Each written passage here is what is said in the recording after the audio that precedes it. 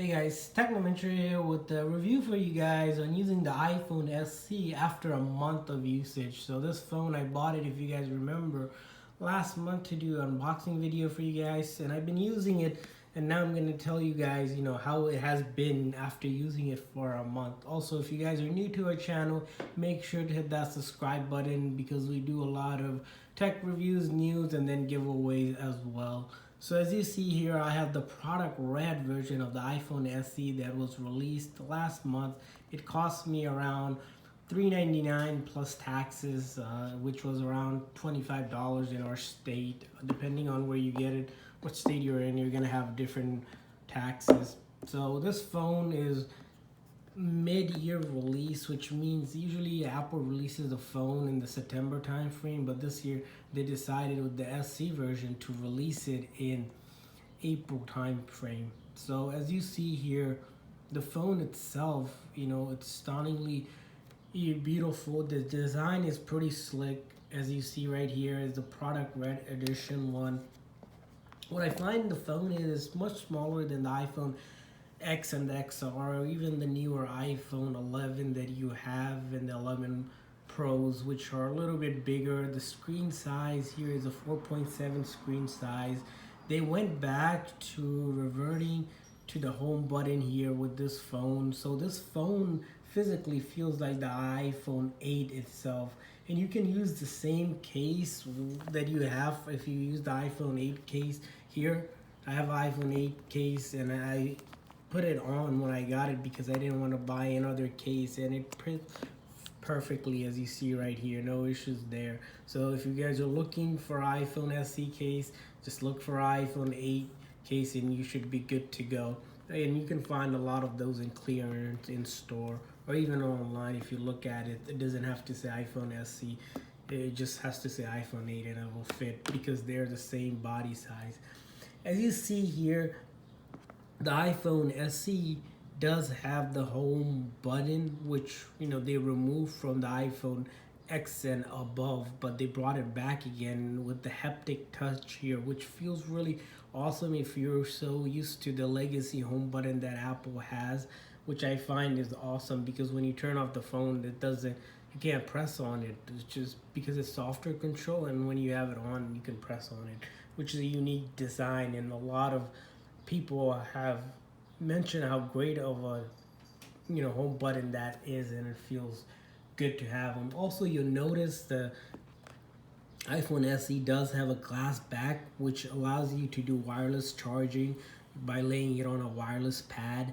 The one thing to note is that the charging here on the iPhone SE doesn't use the 18-watt fast charge as it does with the newer iPhones, which kind of sucks because it takes a little bit longer to charge that I found on this device. Other thing to note is that the screen ratio is a 16:9 aspect ratio, which is kind of pretty small. So if you're playing games, I found out when I was playing PUBG game, if you want to check out those reviews, it's kind of small because your fingers are pretty intensive on this game, and that could be a bit troublesome if you guys game a lot. So definitely the screen size can be one thing that this phone could have done better on if they made it a bit bigger. But then again, it's only $400, so that's you kind of pay for what you get. So a lot of the apps I've been using are pretty smooth, no issues there. It does have the A13 Bionic chip, which is incredibly fast, which is the latest chip even on the iPhone 11 and the 11 Pros that they have out there, which cost around $1,000. So you're getting a fast phone for almost half the price. And it does also have 3 gigs of RAM, which makes it fast, and you can get it in a couple of different storage sizes. You can get it in the 64 gig, 128 gig, and 256 gig. The camera itself, it is a 12 megapixel on the rear camera and then 7 megapixel on the front camera, and it is IP rated. IP67 is the rating that they have. As you'll notice in my other videos when I did tutorial for these apps, The apps seem to work flawlessly. I did use this phone to record some YouTube videos, which you can do because it does allow you to record 4K in the different settings. So a lot of the 4K settings that you have are the 24 frames per second, you have 30, and then the 60. It does a well job. Basically, if you think about this phone, it is almost like the iPhone 8, just with a faster chip. It seems like, from my experience. And then with the glass back, all of the iPhone, it also has that glass back to do wireless charging. So if you already have an iPhone 8, might not be worth upgrading to this phone unless you want the speed. Because with this phone, if you do buy it, you expect to get at least another 5 years of software updates. So a cheap phone that's Apple's flagship like phone, but it will last you for many more years to come. The one thing to note about is the screen time or the battery life on this phone. So if we take a look at the battery here, the battery is only 1800 mAh, and as you can see right now, after using for a month, the battery health here is still at 100%. So that's good. That means the battery is doing a good job. But the screen time, I notice if you are a heavy user, you get around 5-6 hours of screen time on this phone, depending on what apps you use. I use a lot of YouTube, so playing a lot of videos and whatnot definitely can kill your battery faster. But that's because the newer phones, they last about 10 to 12 hours, but this one's about half the size, so the battery life isn't that great. So that's another thing to take a note of.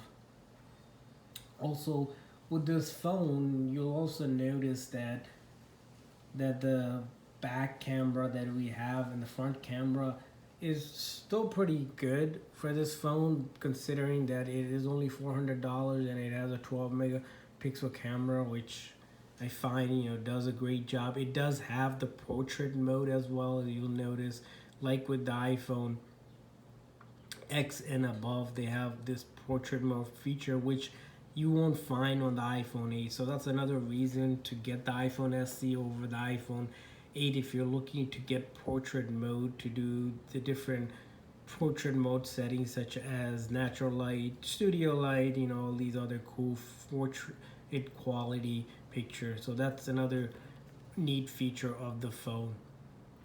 I find that with this phone particularly, if you do a lot of social media browsing like Facebook, Snapchat, Reddit, all of this stuff works seamlessly really well. And it really does do such a good job on that. So if you guys are looking for to use it strictly for social media, definitely a great phone to buy. No issues there. So a couple reasons why you do want to buy this phone is that the iOS here that comes with the software is flawless. So if you're looking to buy a phone and switching from Android, you'll notice with the Apple devices, their iOS is definitely flawless. The screens here isn't that great because it is LCD, and the newer phone has OLED, but that's because the price is only $400 versus the most LED devices that are close to $1,000 on the market. Also, it is very budget friendly, so if you're looking for a starter phone and to get on the iPhone, this is definitely a way to get on the iPhone, is getting on this $400 model. And the excellent performance and hardware, even for a phone that's cheaper than most Apple devices on market, this definitely is a budget friendly phone. Some reasons not to buy the phone is if you're looking for a bigger screen. So this screen is only a 4.7 inch, and considering the industry right now, most screen sizes are 5 and above. For most smartphones, you might find it that it's restricted, but if you have smaller hands, it is easier to text and do all of that stuff without any issues here. So that's another cool feature of the phone. Other thing that not to buy is that if you're looking for a phone with much more battery life, you might want to consider another phone besides this one, because 5-6 hours of heavy using of the phone. I feel like it is kind of small in that sense, so that's another thing you want to know. Also, if you're not looking to spend a lot of money, or if you can spend a lot of money, I would go with something that's even newer, maybe iPhone 11 or 11 Pro, because you get the bigger size and those phones are the flagship size. But then again, it all depends on how much you're willing to pay, and are you looking for a great budget-friendly phone? Then definitely the iPhone SE is your go-to phone. Even for gaming, it is a decent phone for gaming. So hopefully this video was helpful. If you guys are looking to buy a cheap phone, check out the link down below in the description that I have included for you guys. You'll find that there's a bunch of cheap phones out there on eBay and Amazon that I link you guys to. So thanks for watching, guys.